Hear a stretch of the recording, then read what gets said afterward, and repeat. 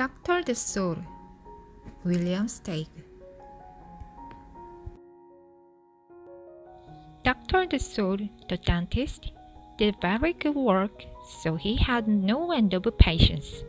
Those close to his own size, moles, chipmunks, etc., sat in the regular dentist chair. Larger animals sat on the floor, while Dr. the Soul stood on a ladder. For extra large animals, he had a special room. There Dr. the Soul was hoisted up to the patient's mouth by his assistant, who also happened to be his wife. Dr. the Soul was especially popular with the big animals. He was able to work inside their mouths, wearing rubbers to keep his feet dry, and his fingers were so delicate, and his teeth so dainty, they could hardly feel any pain.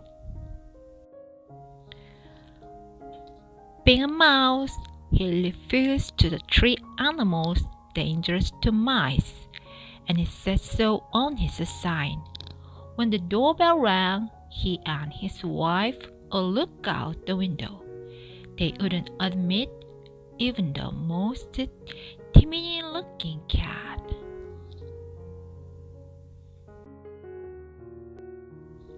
One day, when they looked out, they saw a well-dressed fox in a flannel bandage around his jaw. "I can't train you, sir," Dr. the Soul shouted. "Sir, haven't you read my sign?" "Please," the fox wailed. "Have mercy, I'm surfing." And he wept so bitterly it was pitiful to see. "Just a moment," said Dr. the Soul.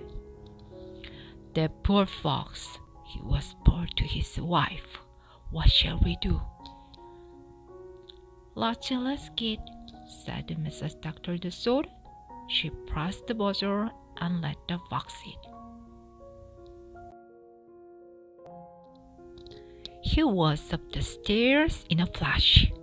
"Bless your little hearts," he cried, falling to his knees.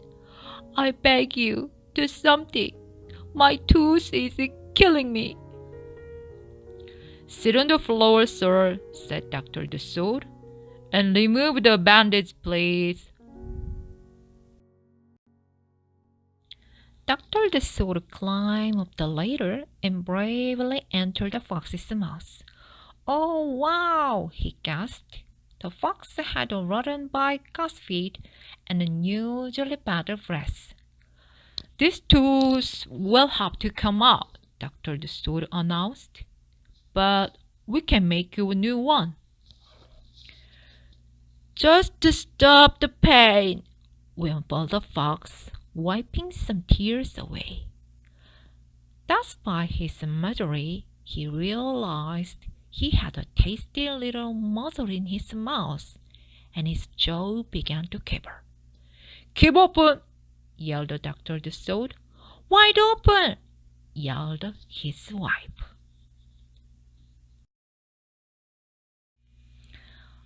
"I'm giving you gas now," said Dr. the Soul. "You won't feel a thing when I yank that tooth."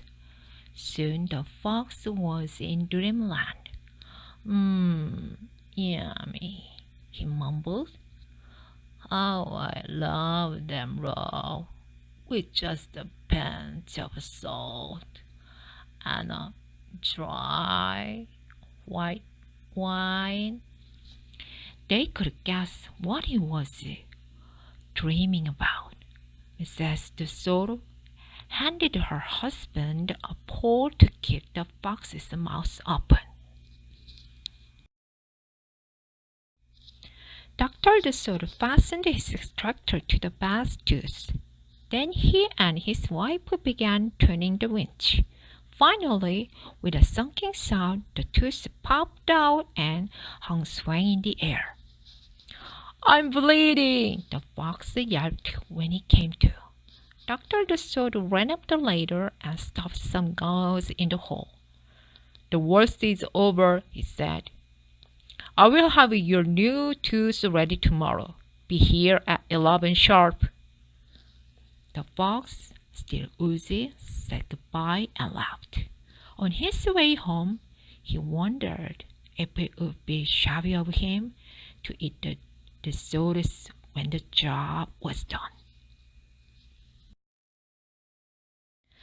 After office hours, Mrs. De Soto molded the tooth of pure gold and polished it.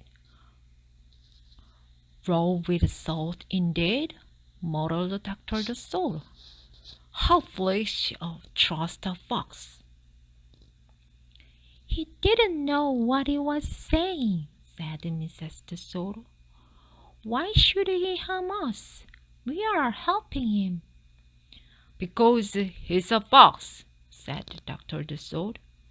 "They are wicked, wicked creatures." That night, the De Sotos lay awake worrying. "Should we let him in tomorrow?" Mrs. De Soto wondered. "Once I start a job," said the dentist firmly, "I finish it. My father was the same way." "But we must do something to protect ourselves," said his wife. They talked and talked until they formed a plan. "I think it will work," said Dr. De Soto. A minute later, he was snoring.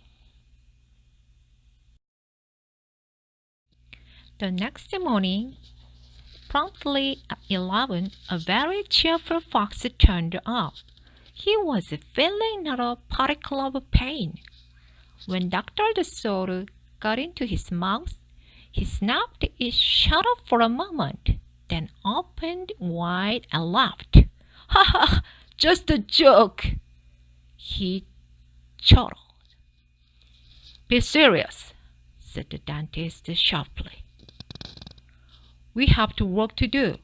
His wife was lugging the heavy tooth up the ladder. "Oh, I love it!" exclaimed the fox.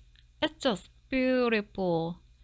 Dr. De Soto set a gold tooth in its socket and hooked it up to the teeth on both sides. The fox caressed the new tooth with his tongue. "My, it feels good," he thought. "I really shouldn't eat them.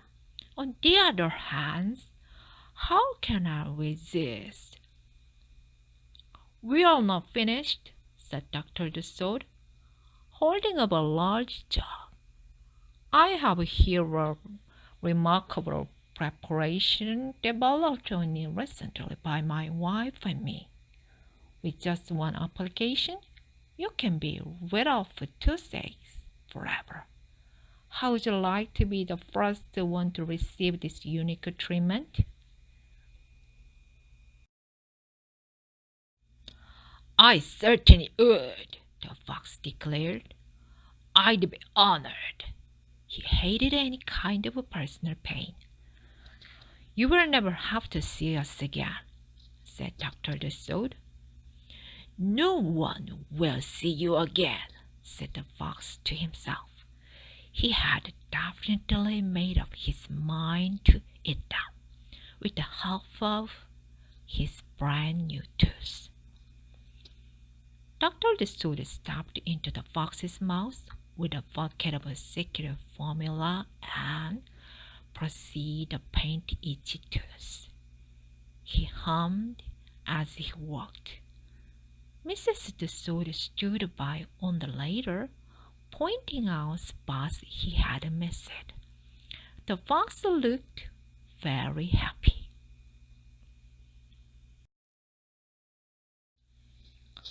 When the dentist was done, he stepped out. "Now close your jaws tight," he said, "and keep them closed for a few minutes." The fox did as he was told. Then he tried to open his mouth, but his teeth were stuck together. "Ah, excuse me, I should have mentioned," said Dr. Lussaud. "You won't be able to open your mouth for a day or two. The secret formula must first permeate the dentin. But don't worry, no pain ever again." The fox was stunned. He stared at Dr. Lussaud, then at his wife. They smiled and waited. All he could do was say, "Thank you very much," through his clenched teeth, and get up and leave. He tried to do so with dignity. Then he stumbled down the stairs in a daze. Dr. Tussaud and his assistant had outfoxed the fox. They kissed each other and took the rest of the day off.